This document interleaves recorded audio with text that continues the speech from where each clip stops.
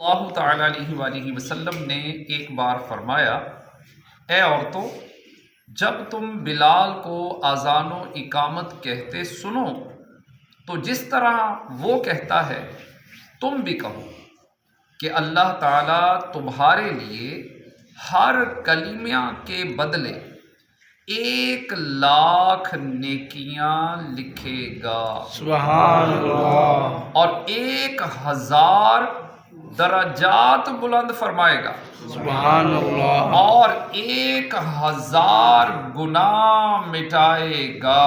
سبحان اللہ۔ خواتین نے یہ سن کر عرض کی، یہ تو عورتوں کے لیے ہے، مردوں کے لیے کیا ہے؟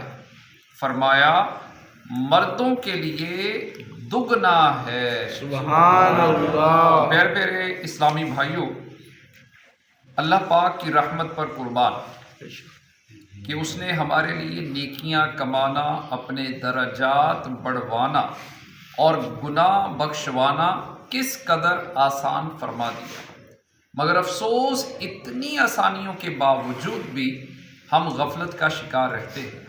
پیش کردہ حدیث مبارک میں جواب اذان کی جو فضیلت بیان ہوئی، اس کی تفصیل ملاحظہ فرمائیے۔ اللہ اکبر، اللہ اکبر، یہ 2 کلمات ہیں۔ اس طرح پوری اذان میں 15 کلمات ہیں۔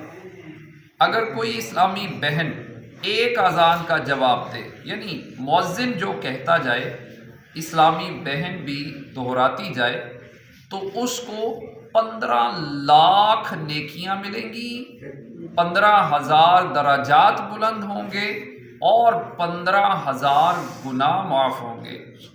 اور اسلامی بھائیوں کے لیے یہ سب دگنا ہے، سبحان اللہ، یعنی 30,00,000 نیکیاں، 30,000 درجات بلند اور 30,000 گناہ معاف ہوں گے۔ سبحان اللہ۔ فجر کی اذان میں 2 مرتبہ الصلاۃ خیر من النوم ہے، تو فجر کی اذان میں 17 کلمات ہو گئے، اور یوں فجر کی اذان کے جواب میں اسلامی بہن کو 17,00,000 نیکیاں، 17,000 درجات کی بلندی اور 17,000 گناہوں کی معافی ہے، اور اسلامی بھائیوں کے لیے دگنا ہے، سبحان اللہ، یعنی 34,00,000 نیکیاں، 34,000 درجات بلند اور 34,000 گناہ معاف۔ اقامت میں بھی 2 کلمات اضافی ہیں، قد قامت الصلاۃ، تو یوں اقامت میں 17 کلمات ہوئے، تو اقامت کا جواب بھی فجر کی اذان کے جواب جتنا ہوا۔ تو الحاصل اگر کوئی اسلامی بہن اہتمام کے ساتھ روزانہ 5 نمازوں کی اذانوں اور 5 اقامتوں کا جواب دینے میں کامیاب ہو جائے، تو اسے روزانہ 1,62,00,000 نیکیاں ملیں گی۔ سبحان اللہ، 1,62,000 درجے بلند ہوں گے، سبحان اللہ، اور 1,62,000 گناہ معاف ہیں۔ سبحان اللہ، اور اسلامی بھائی 3,24,00,000 نیکیاں کمائیں گے۔ سبحان اللہ، اللہ اکبر، 3,24,00,000 نیکیاں، 3,24,000 درجے بلند اور 3,24,000 گناہ معاف ہوں گے۔ اللہ اکبر۔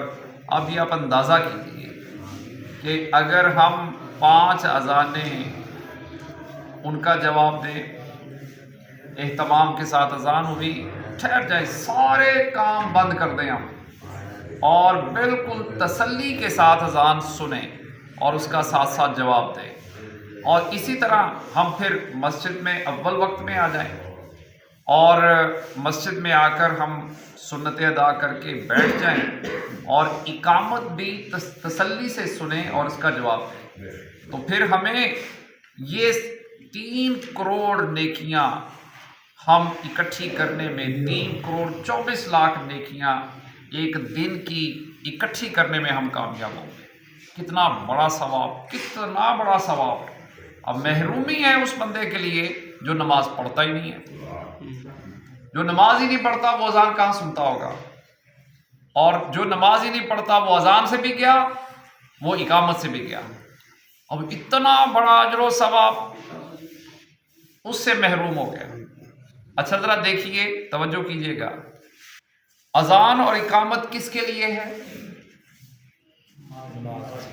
نماز کے لیے. اور اذان اور اقامت ہے کیا؟ نماز کے لیے اعلان، نماز کے لیے بلاوا.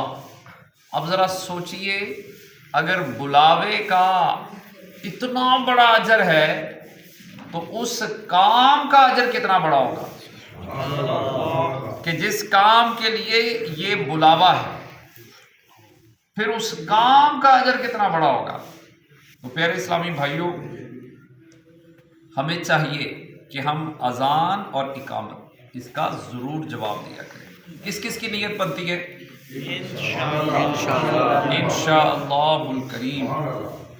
آئیے ایک اذان کا جواب دینے والا، اس کا کیا معاملہ ہوا. حضرت سیدنا ابو ہریرہ رضی اللہ تعالیٰ عنہ فرماتے ہیں کہ ایک صاحب جن کا بظاہر کوئی بہت بڑا نیک عمل نہ تھا، وہ فوت ہو گئے.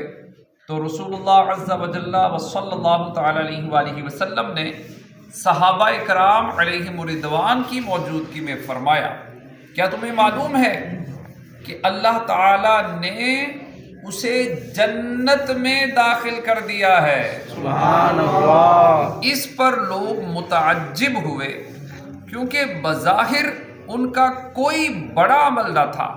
چنانچہ ایک صحابی رضی اللہ تعالیٰ عنہ ان کے گھر گئے اور ان کی بیوہ رضی اللہ تعالیٰ عنہا سے پوچھا کہ ان کا کوئی خاص عمل ہمیں بتائیں.